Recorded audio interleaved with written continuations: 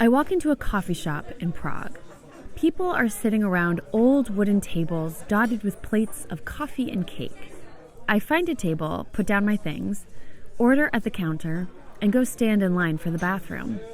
There's a few people ahead of me, and there's a tall, older woman right in front of me wearing a heavy suede coat. Her blonde hair is tied up in a bun. She presses into the key code and gets it wrong. Then she tries again. Unable to open the door, she turns to me and starts speaking in rapid-fire Czech. I stare at her, a little scared and confused, like she just asked me to solve Reinmann's hypothesis. The wheels in my head start to turn as I slowly add together a sentence in my brain. But before I can get "no mluvite česky" out of my mouth, she badgers me again, more intensely this time. To be honest, the Czechs don't have the most polite tones to my American ears, and it came off as a little aggressive. Their cold manners don't melt in the spring air. She looks at me intensely. Why aren't I responding to her? Am I mute? Maybe dumb? Then the words in her mother tongue slowly tumble out of my mouth, like I had vomited a bunch of marbles. I don't speak Czech. Do you speak English? Her face drops. She knows who I am. She puffs, rolls her eyes, and turns away like I duped her. Everyone here in this shop, in this city, in this country looks like me. But there's an invisible barrier, a wall that they don't see until I open my mouth. I actually am Czech, which probably throws them off, but my great-grandfather came to America a long time ago.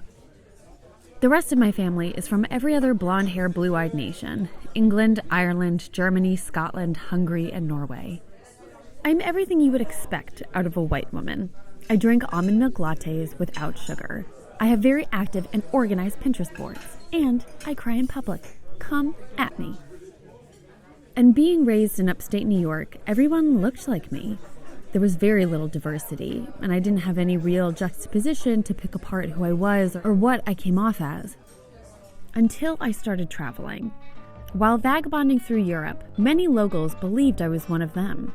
I would get asked directions in German, be flirted with in Swedish, and yelled at in Hungarian, to which I would just give them back blank stares. Then the inquisitor would typically pause, recalculate, and would speak to me in flawless English. I would politely smile and resent the American public school system for not prioritizing languages in its curriculum. However, I was no longer considered a white woman. I was an American. And the social clout that comes with this title looms large in the eyes of Europeans, depending on who our president is. Now I was bombarded with questions. Why are Americans so fat and dumb? You're not. Does each child have a gun? Is your uncle a cowboy? Why are you causing so much war? Is your life like How I Met Your Mother? It was the first time I had to start explaining my own nation to outsiders, and I started to see it from their perspective. Although I always thought I was critical of my country's culture and politics, I started to question it more now.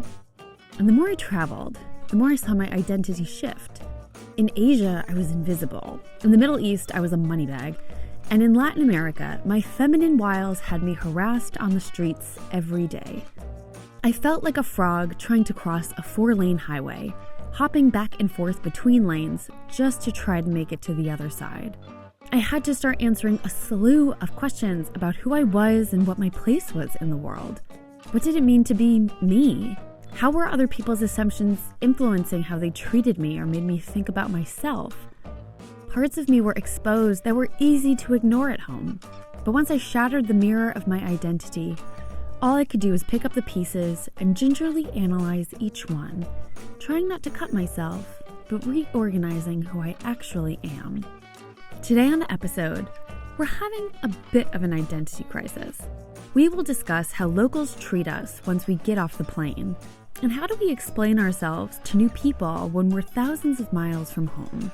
We will talk to travelers who have had major identity shifts, discovered new sides of themselves, and peeled off the labels that the world has pressed on them. Start unpacking. We have a lot of baggage to go through. I'm Adrienne Bain, and this is Strangers Abroad. Here we go.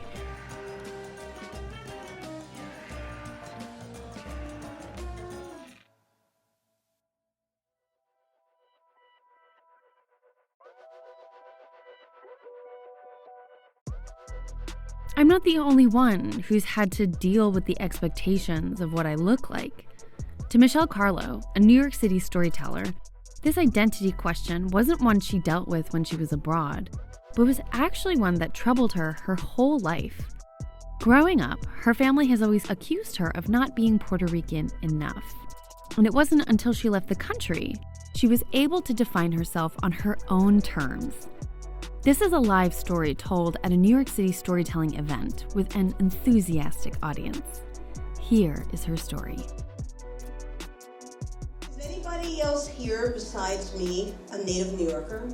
Born and raised in New York City? If so, I can't see you. If so, make a noise. Wow. Yeah. Wow, very few of you.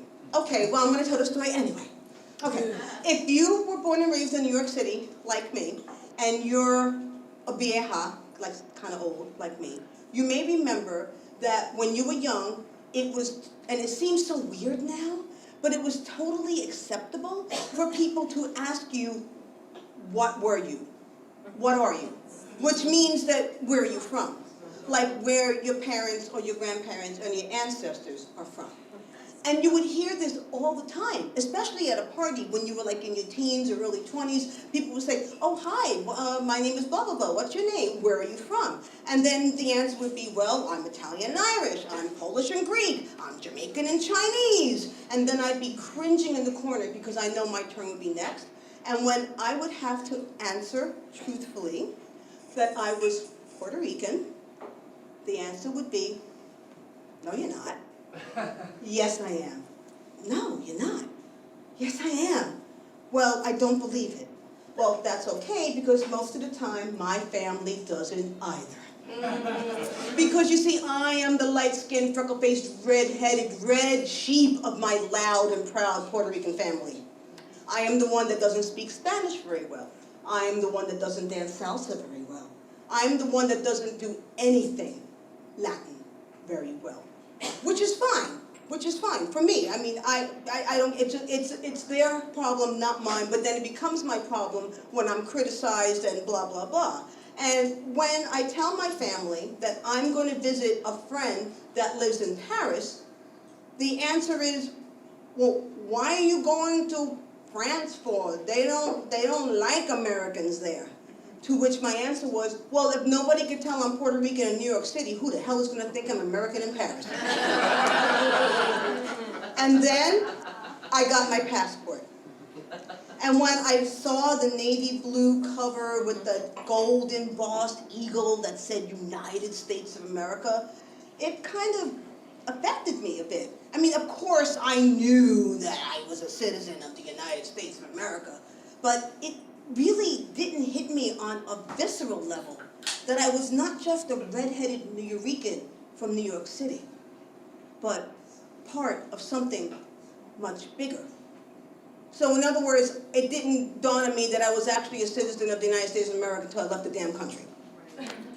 And when I arrived at de Gaulle Airport in Paris, my friend Nadia met me with the keys to her apartment, a map of the Paris metro, a list of things for me to do and see, because her job had called her unexpectedly to a conference in some other city, Lyon or something, Dijon, Lyon, and she was going to be gone for 4 of the 8 days I was going to be in Paris. So I was going to be there by myself.